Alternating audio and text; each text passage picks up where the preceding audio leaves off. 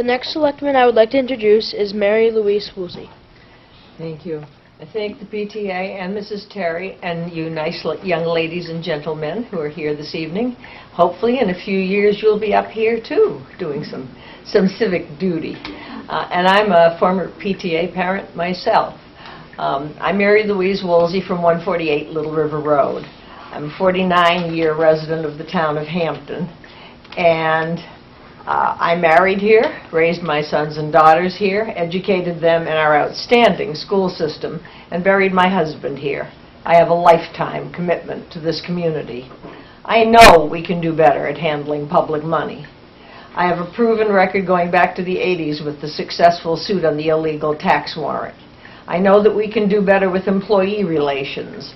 I know that we can lead the way in expecting higher ethical standards from elected officials. I know we can do better at drafting warrant articles with a purpose that is clear to the average voter who doesn't spend all year meditating on the mysteries of government. I want to restore a sense of community where we all pitch in for the common good, town and beach, businesses and private property owners. I want to help send a message to our partners in Concord that we are not just a local goose ripe for the picking, and we deserve recognition and compensation for the part we play in protecting the state's largest public park investment. My goal is to get back to working within state and local laws, get our fiscal house in order, seek out revenues to help lower our taxes, and make a serious effort to create an atmosphere of cooperation on the Board of Selectmen.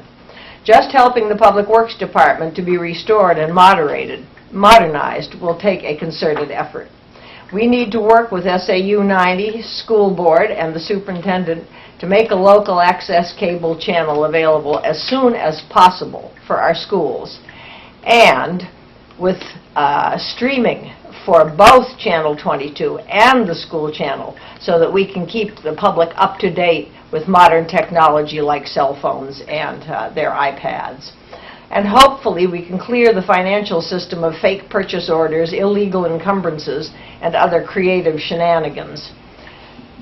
For many years as a selectman and a member of the Budget Committee and an elected member of 2 charter commissions, I've worked very diligently to advocate for all of our taxpayers.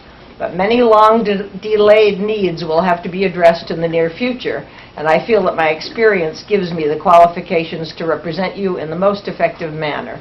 Thank you for your consideration, and I will appreciate your vote on March 12th.